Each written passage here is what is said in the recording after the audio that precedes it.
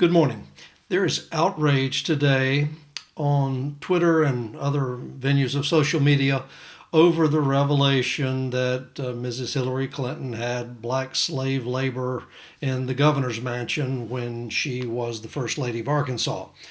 This practice had been going on before, but it's one she could have ended, which is not consistent with her public display of caring for others. But this has expanded now into a real debate, and I'm very grateful to Mrs. Clinton and Black Lives Matter and others who are exposing this hypocrisy, though it's a little late. The book was written 20 years ago. It Takes a Village, and I remember reading excerpts from it. I thought, can she survive this politically? But it's finally coming to light. Now, the Clintons are the mother and father of the modern prison industry and its explosion beyond anything anyone would have believed because of the 1996 Omnibus Crime Bill. Now, the Clintons left office in 2001 allegedly broke. I remember their claiming in public. Yet they somehow mysteriously ended up with several $1 million worth of Aramark Industries stock. Many said it was a payoff for what they did for the prison industry. I don't know. I can't comment on it. And the only way I know about it is I was privy to articles written in a Prison Guard magazine in 2007 when she was running against President Obama for the nomination for the Democratic candidacy. The Prison Guard magazine was saying, guys, let's everybody back Hillary Clinton because they're one of us. They're the people who created us and they own Aramark Industries stock, so they benefit from everything we do. That was my source. Now, what we have today, though, is something far worse, and I can't even blame it on Hillary. It's the Republican Congress. The Republican Bush administration, as example, created federal prison industries where there are now manufacturing plants on every federal prison in the United States where they're manufacturing goods for private sale and profit. Now, the companies, though, that are now part of this would shock you, and if you are interested in the topic, you can get a copy of Justice Restored, 10 Steps to End Mass Incarceration in America. It's a recent bestseller I wrote. It's available on Amazon or at our website, www.justicerestored.com.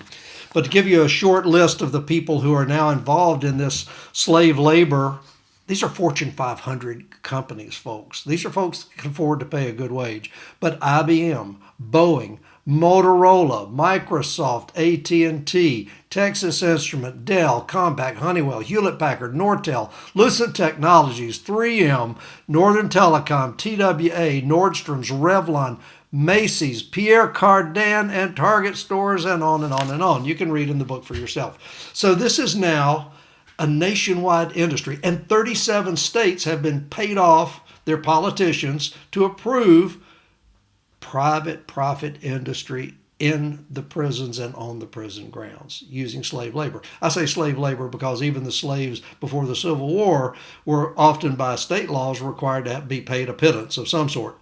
Now, guess how much they pay in the federal prisons? I don't know about the state, but I do know about the federal. It can be as low as $5 per month. Now, what do you call that? And guess who's supporting these people? It's not these companies making billions of dollars off of them and new profits since 1990 when this concept began. No, you, the taxpayer, are paying for everything they eat, where they sleep, what they do, their clothes, everything.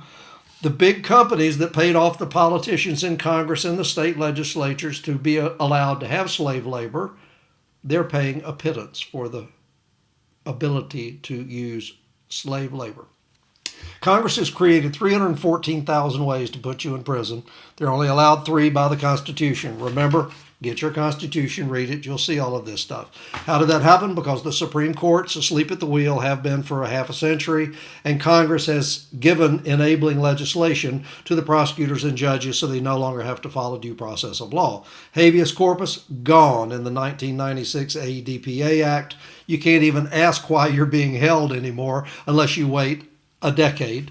Now they've also eliminated a trial by jury, still mandatory 6th Amendment Constitution in all criminal trials. Guess how many now are held in criminal cases? 14 out of 1,000. Also, the courts are required to have you in the dock on trial within 70 days. Never saw it happen once in 400 criminal cases on which I worked. And if they haven't set conditions for bail where you could be released to prepare for trial by 90 days, they've got to let you go. Federal law, 18 U.S.C. 3164C. So Congress has enabled lawlessness in our courts and judges. A string of horrible decisions by the courts themselves, beginning with Pearson versus Ray in 1967. They granted themselves immunity.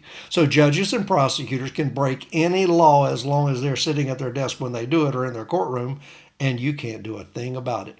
So this lawless situation, I fear, may be by design, because if the Fortune 500 companies can get slave labor that somebody else is supporting, hey, why not? And the Clintons are the mother and father of it. The Bushes are the largest owners of private prisons in the state of Texas. I mean, both sides are equally guilty. But I want to thank again Black Lives Matter and the people that are now bringing this out on Twitter and exposing it.